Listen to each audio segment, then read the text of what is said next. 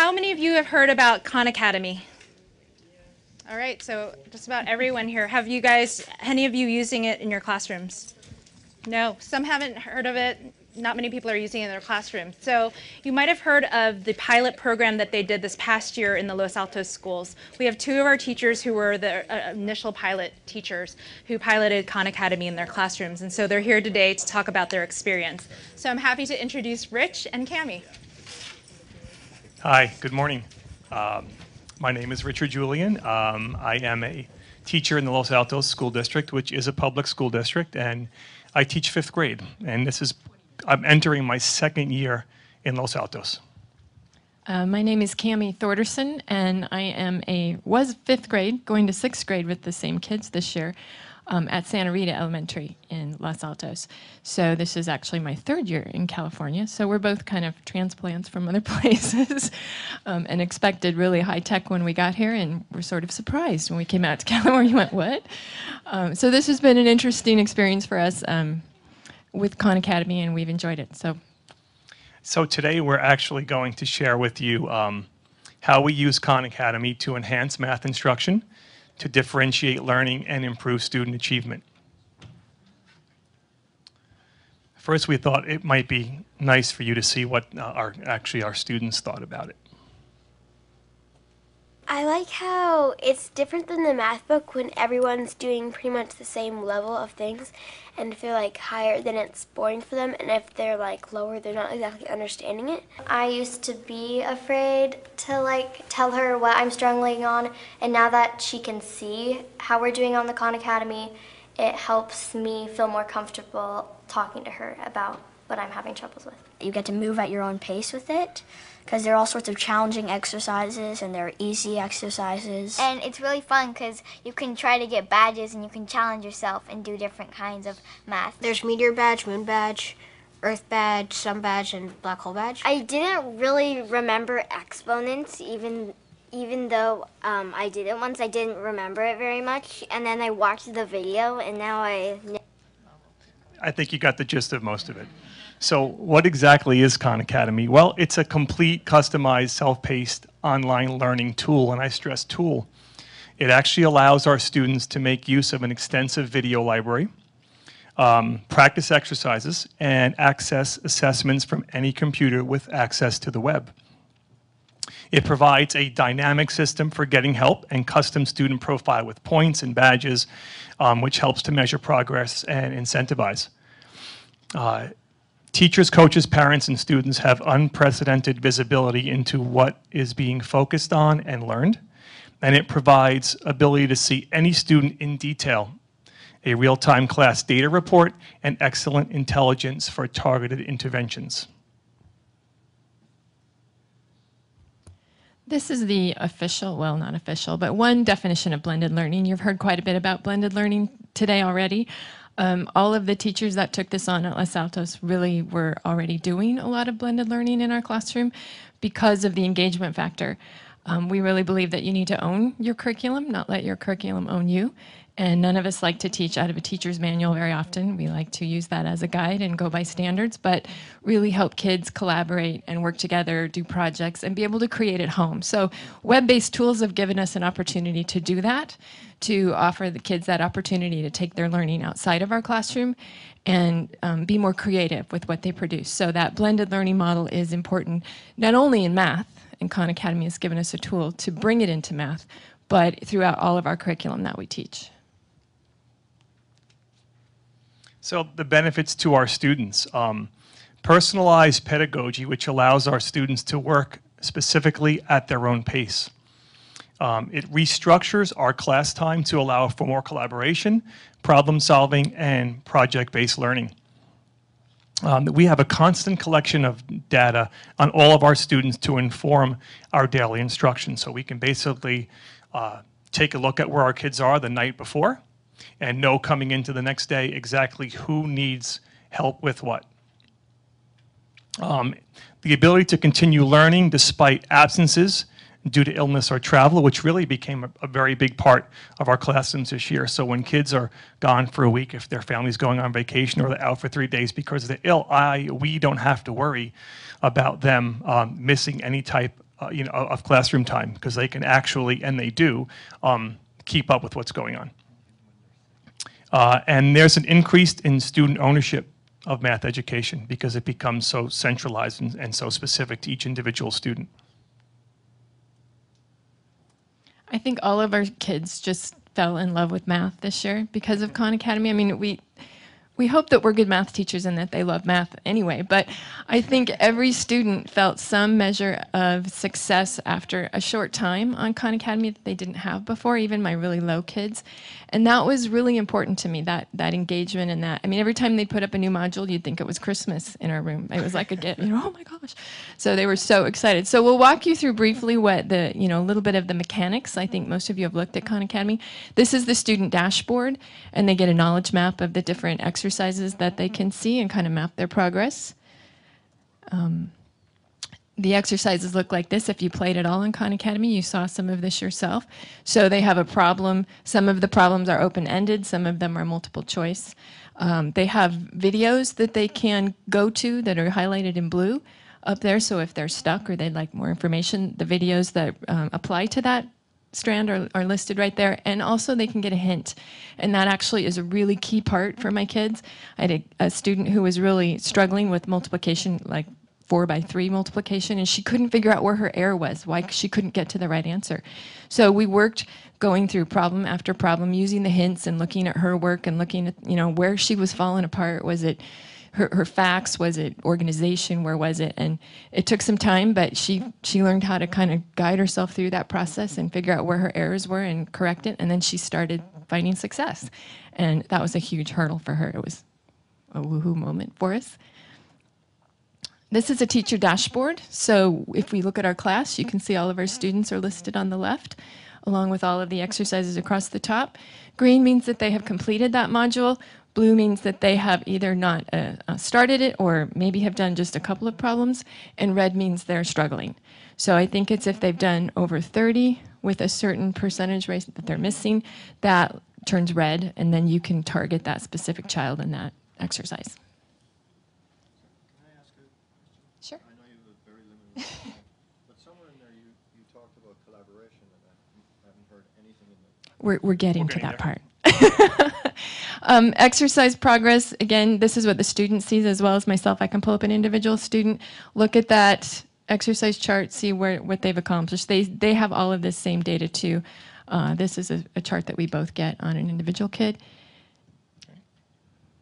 And then this one is really important for us. This is the focus map.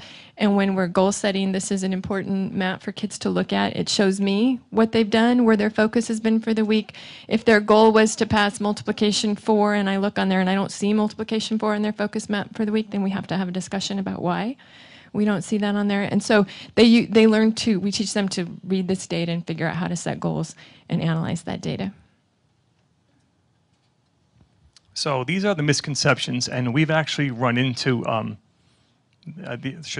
we've had these conversations with some of our colleagues. A comment was made to us that, so how does it feel now that you have Khan Academy so you can teach math and you can basically sit up at your desk and read the newspaper while the kids are working on the computer?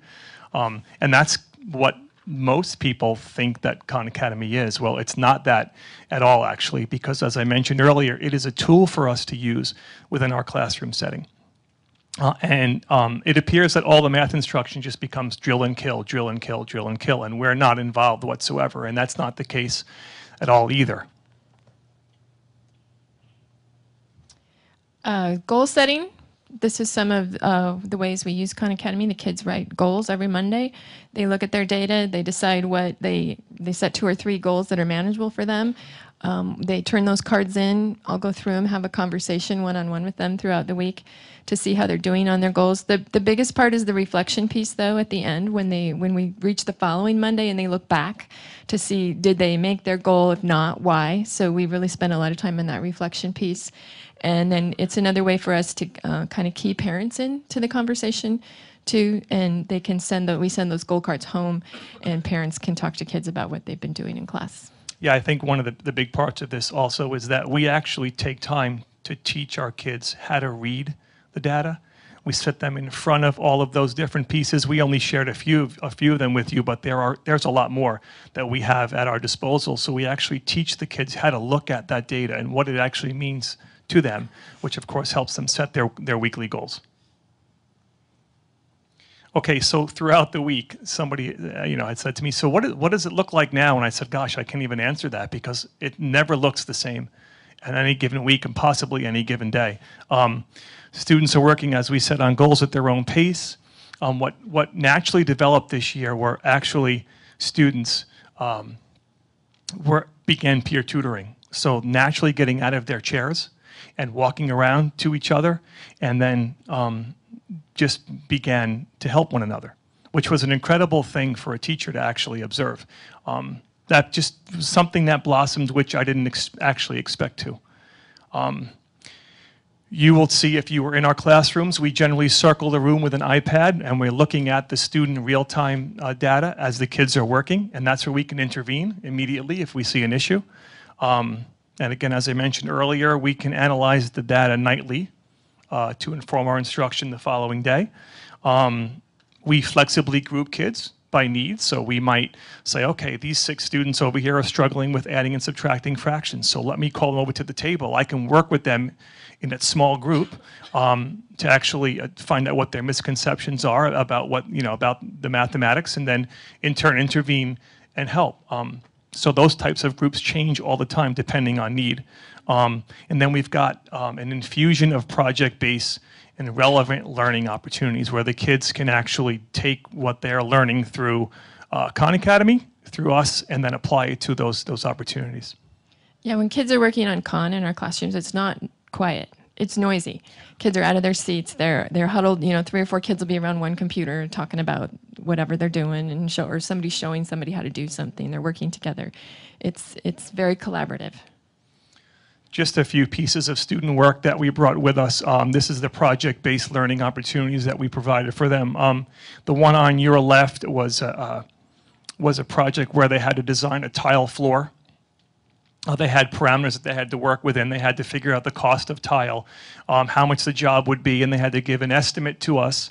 And then from there actually design it. And then we actually took them home with us, shared them with our spouses, and said, which one would you hire if you were going to hire? And our principal. And our principal as well, our principal. Actually. So that was a big thrill for them. That was one opportunity. The other one on the upper right-hand corner, the kids actually were asked to design a clubhouse. And the clubhouse could be no more than 200 square feet. And let's say the walls could be no higher than 6 feet. And they learned all about scale. They learned about area. They learned about perimeter. And then from there, they had to build the clubhouse, which you'll see below, which they built out of sugar cubes, actually. And the clubhouse that you see below had to match exactly what the blueprint said. If their window was 3 feet off the ground and 7 feet from the corner, that's where they had to build the window within their clubhouse. So 2 very successful projects that our kids were able to dive right into. Potential pitfalls of Khan Academy. I'll make this really quick because we're almost out of time, I think. This is not a cure-all for our classroom. This is a tool. This is a tool that when we use it well, it gives us some time to do some other things in our classroom. It gives us time to do those projects. It gives us time to delve deeper into curriculum and not just surface skip over things, but we can get a little bit meatier with our conversation. So it is something that you have to be flexible and sort of adapt with and use to the benefit, the good of all, not just for a few kids. There is a gaming mentality, and it's been some really interesting conversations in our classroom when we discuss this with kids about a gaming mentality. What does it mean to game the system? Overemphasis on competition. We have those discussions because it does happen. Kids do get into the gaming mentality of wanting to beat the system, find the shortcut. The nice thing is they're 10, 11, 12 years old, so they'll tell you, like, oh, we found the shortcut. Here's the way it works. And, that might not happen with the older grades. So we don't want to underestimate the role of the classroom teacher. It's really key that the classroom teacher really is invested and involved during math class, and that this is, again, something that we use to help with our instruction and offer the kids some different type of engagement versus replacing instruction. This was a really big deal. We finished off the school year. Yeah, as I'm sure you know, Khan Academy has got an incredible amount of press, media, and we wound up with the same thing. We actually felt like we became booking agents this year because we were getting emails and phone calls. Can we come visit your classroom? Can we come see your classroom? Can we see Khan Academy? Which actually was pretty exciting for us. It just came out of nowhere. But we had a visit from CNN, actually. Came to our classroom. It was a really exciting time for our students and for our school community, so we thought we'd end with that. You're trying to kick teachers out, because that's what a lot of teachers then start to think. No, it's the complete opposite. What it does, at least in my mind, it would make the job of teaching a lot more fun, because they come in every day and they get to actually be guides and mentors for these students. Like 5th grade teacher Richard Julian. His Los Altos, California school uses Khan lessons in math class. The software tracks each student's progress. And by doing that, it allows the teacher to know their students very well. It allows them to know their strengths. It allows them to know their weaknesses. Hopefully when I'm 80, I can say, wow, there's 1 billion kids that use it, and maybe we'll continue to use it. And maybe even after I'm gone, this can be an institution that can last for 100 years or 200 years. Thank you very much.